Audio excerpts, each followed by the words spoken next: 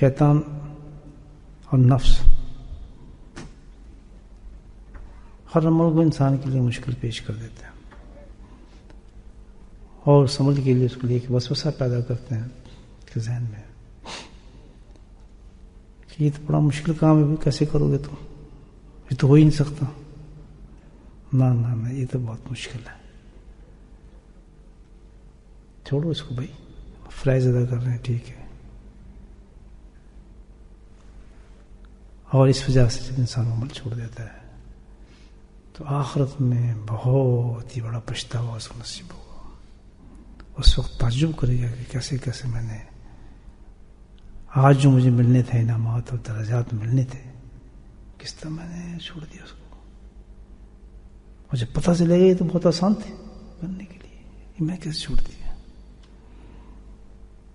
لیکن آپ خود تجربہ کر کے دیکھ لیں، کوئی کام آپ کرنے لگے عمل کا تو پہلے انسان کے ذہن میں یہ وسوسے آنے شروع ہو جاتے ہیں، نہیں یار یہ مت کرنا ہے تو بڑا مشکل کام ہے۔ مثال کے طور پر ایک عمل میں آپ کو بتاتا ہوں جو سب سے بڑا عمل ہے، بہت ابتدائی انسان کی وہاں سے شروع ہوتی ہے، اور درجات الحمدللہ، اور اس میں تو اتنے فضائل اللہ نے رکھے ہیں کہ اس کو کمال ہی نہیں اس عمل کا تو، اور وہ ہے توبہ۔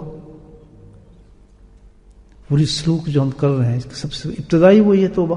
توبہ کے بغیر تو آدمی گاڑی نہیں چلتی ہے، آگے تو پیٹرول ہے۔ کس نے روکا ہے؟ کون روکتا ہے؟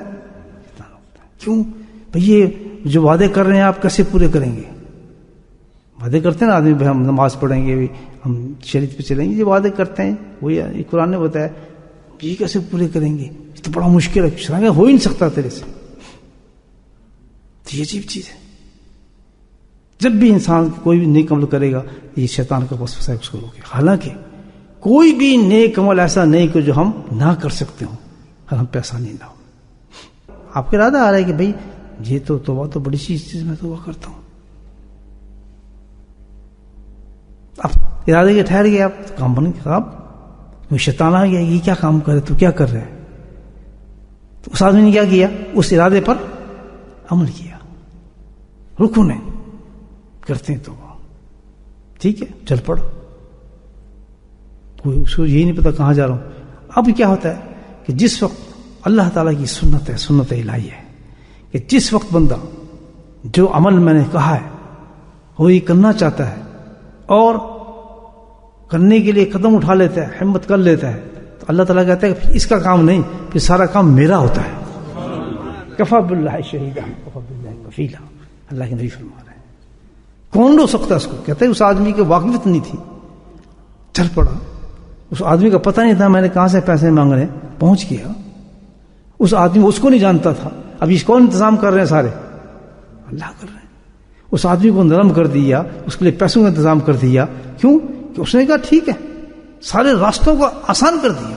اب آپ چلیں توبہ کے لیے، آپ کو شیطان روک رہے ہیں، یہ آپ کیسے کریں گے، ویسے کریں گے، برباد کر رہے ہیں، آپ کو وقت ضائع کر رہے ہیں۔ آپ کا میں کیا نہ کرنا، اللہ نے جب دل میں ڈالی ہے اور ایک چانس مجھے بن رہا ہے تو فوراً کھڑے ہو جائیں، کیوں کہ کرنے والی ذات تو اس کی ہے۔ سرکار وسلم کی اتباع پہ آنے کی ہمت نہیں پڑی تو توبہ ہم نے کی ہے، تو پھر کیا ہو کہ چاہتا ہوں میرے مولا، ارادہ بھی میرا پکا ہے، میری کمزوری پھر کس طرف جاتا ہے آدمی؟ اللہ کی طرف جاتا ہے۔ یہاں استطاع کرتا ہے کہ اللہ میرے دل کو کھول، میری اس شیطانی جو مجھ پہ غلبہ آ گیا اس کو ختم کر، پھر پلٹتا ہے اللہ کی طرف، تو پھر اللہ کی طرف پلٹا آدمی۔ آ رہا ہے نا دین سب کچھ سمجھ، اس تسبب اللہ سبحانہ تعالیٰ جب کوئی اپنے عمل کی وجہ سے نعمت عطا کرنا چاہے تو وہ جو عمل بھی ہمارے دل میں آ رہا ہے کرنے کے لیے، اور اس کی اللہ نے بہت بڑی وقت رکھی آخرت کے اندر، تو کبھی سٹاپ نہ کرنا کسی وسوسے سے، کیونکہ اللہ کی ذات کرنے والی ہے، سارا کر گزرنا انشاءاللہ، سارے وعدے پورے ہو جائیں گے۔ آپ ہمت کر کے ہاتھ بڑھا دو کہ جو ہم نے کرنا ہے۔